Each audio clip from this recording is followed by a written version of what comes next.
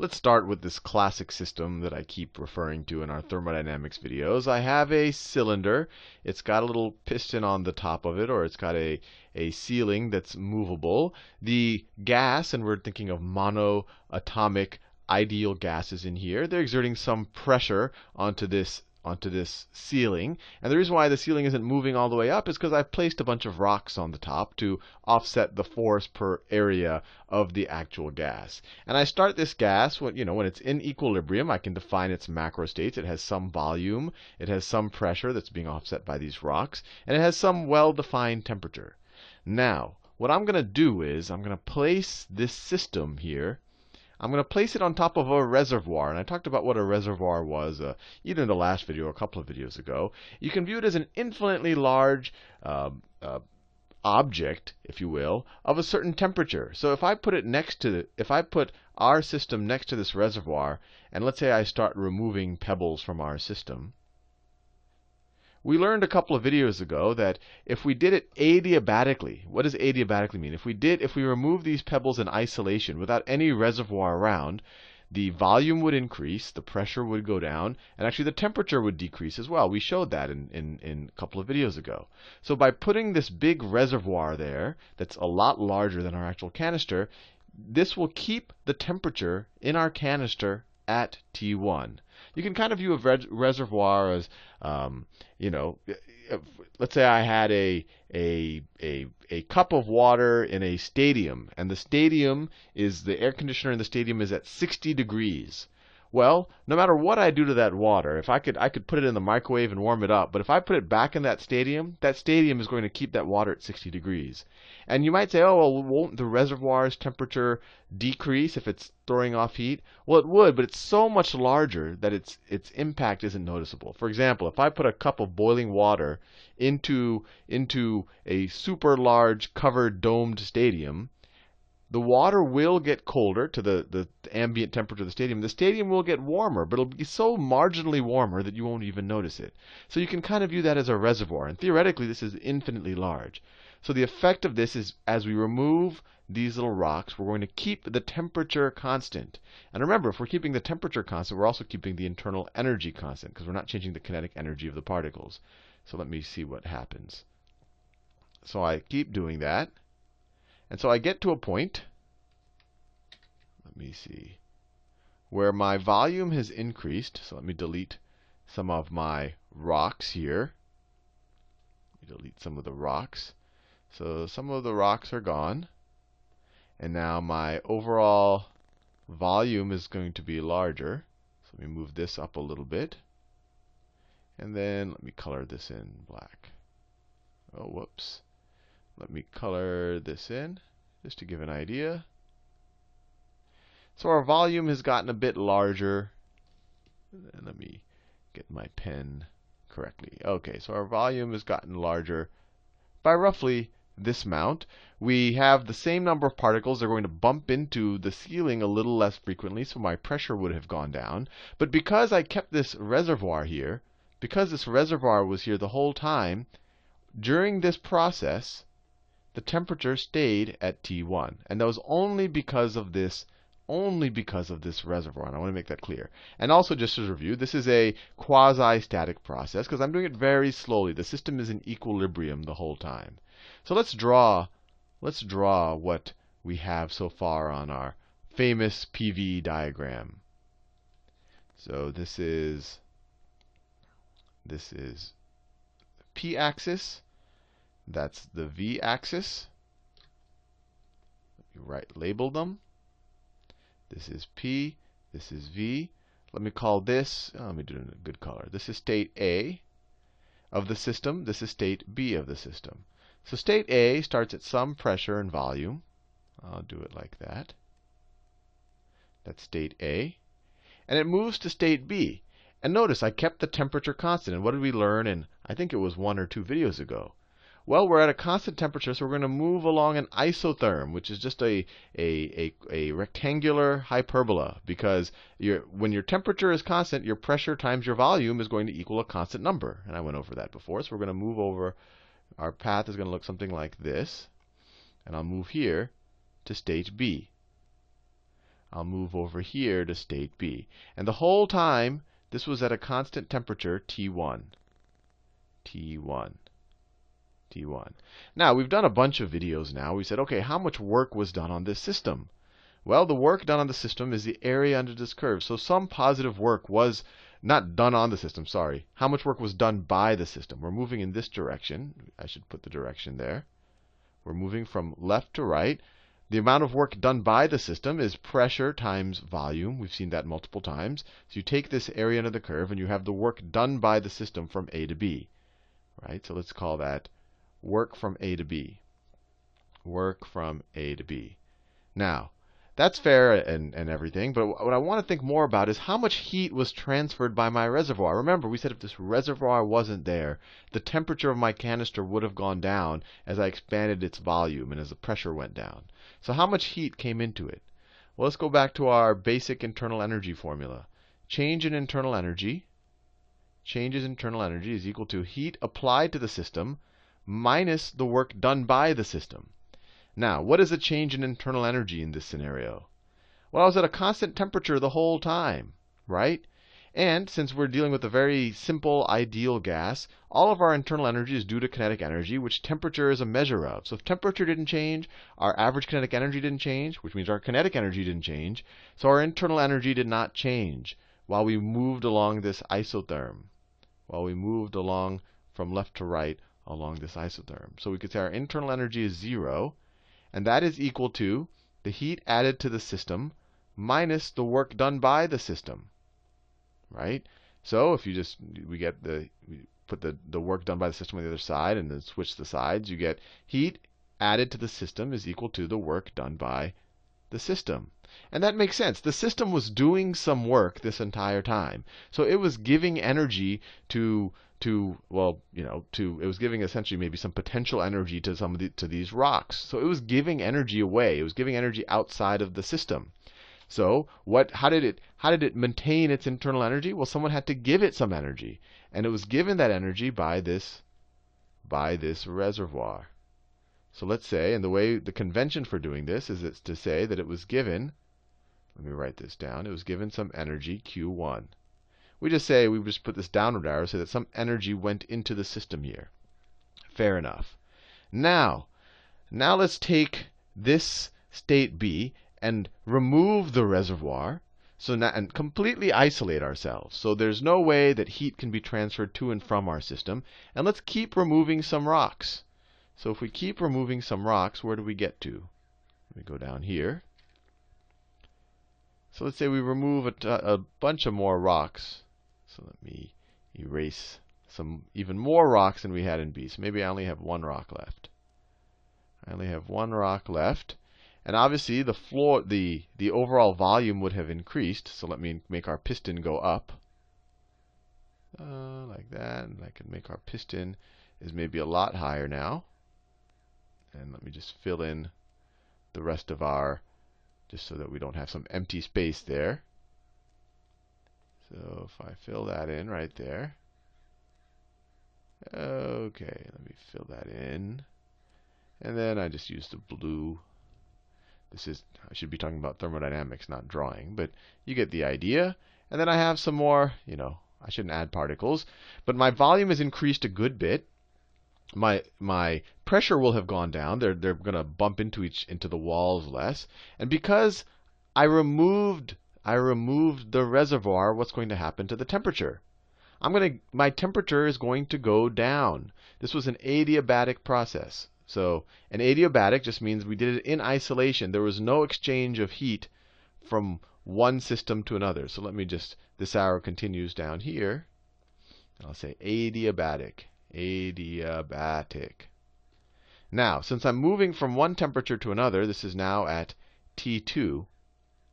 This is now at T2. So I will have moved to another isotherm. This is the isotherm for T1. If I keep my temperature constant, I move along this hyperbola now. I would have kept moving along this hyperbola. But now that we didn't keep our temperature constant, we now move like this. We move to another isotherm. So let's say I have another isotherm at T2. It looks something like this. So let me draw it like that. So let's say I have another, actually let me it should actually curve up a little bit. So let's say everything at temperature T2, depending on its pressure and volume, is someplace along this curve that asymptotes up like that and then goes to the right like that. Now, I would have moved down to this isotherm, and my pressure would have kept going down, and my volume would have kept going down.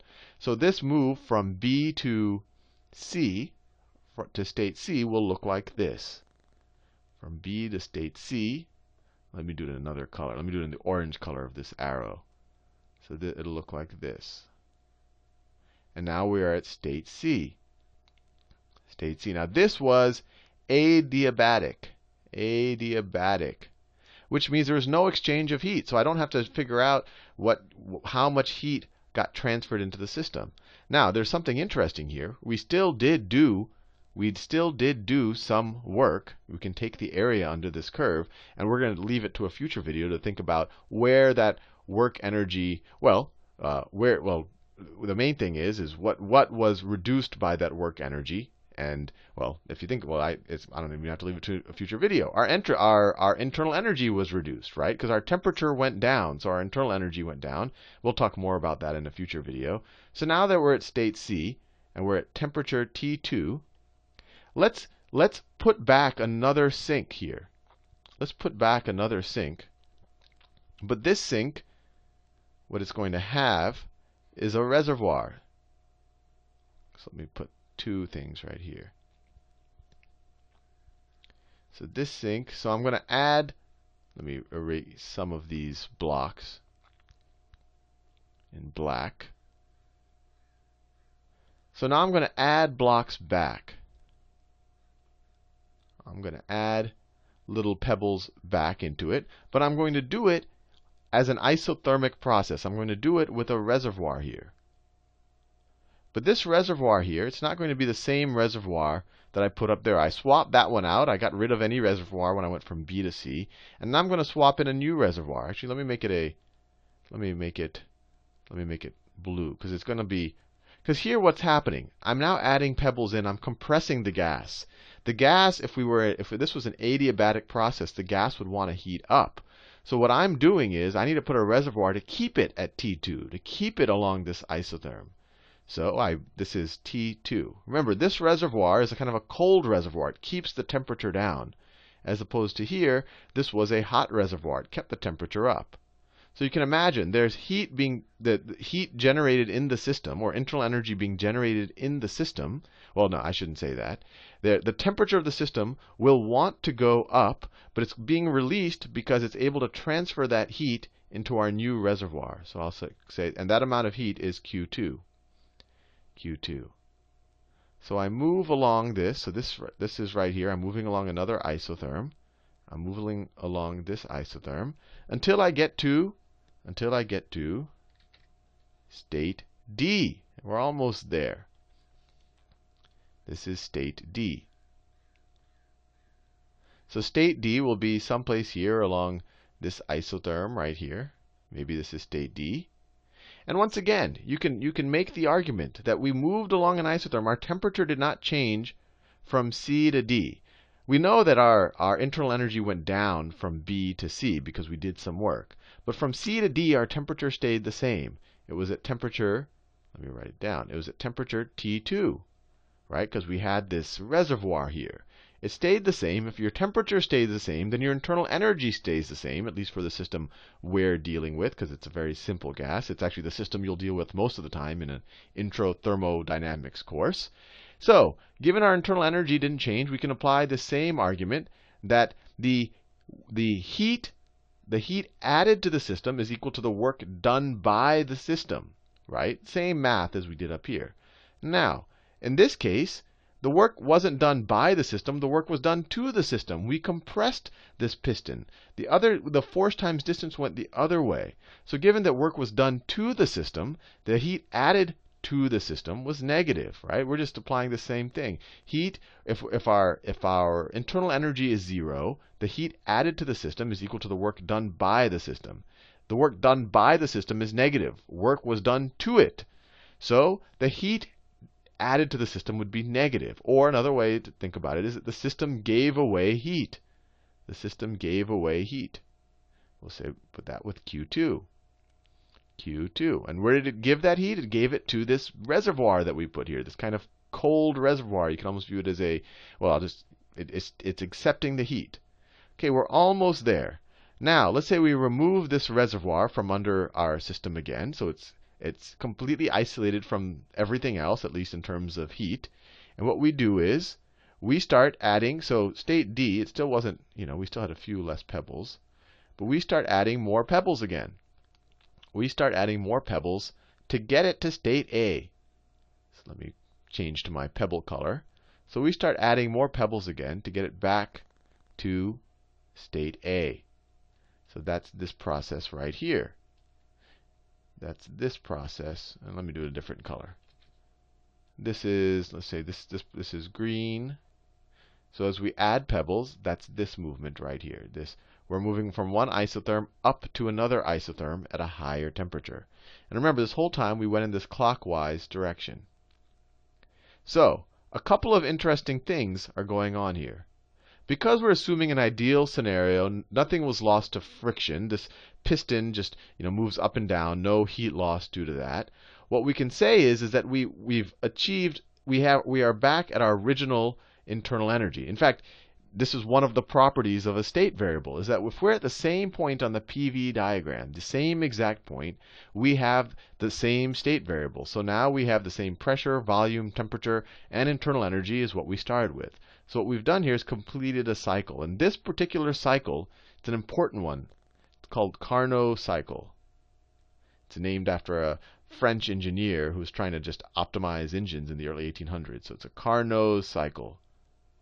Carnot cycle. And we're going to study this a lot in the next few videos to really make sure we understand entropy correctly. Because in a lot of chemistry classes, they'll throw entropy at you. Oh, it's measure of disorder. But you really don't know what they're talking about or how can you quantify it or measure it anyway. And we really need to deal with the Carnot cycle in order to understand where the first concepts of entropy really came from. And then we'll relate it to kind of more modern notions of it.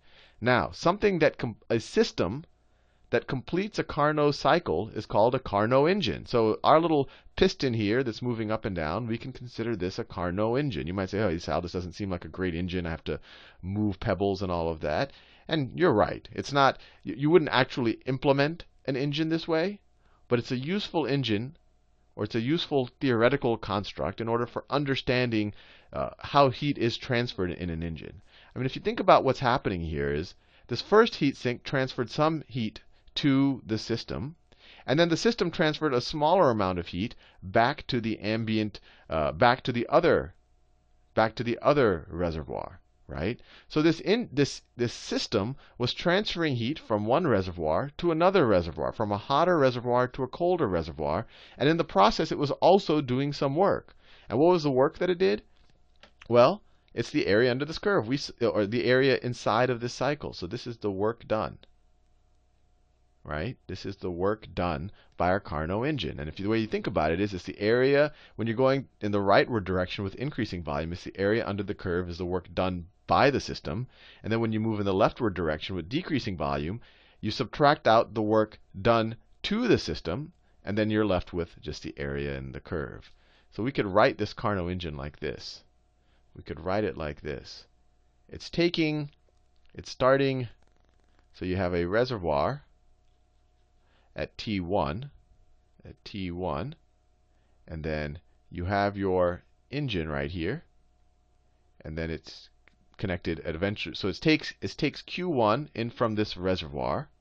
It does some work, right? The work is represented by the amount of the work right here is the area inside of our cycle, and then it transfers Q2, or essentially the remainder from Q1, into our cold reservoir.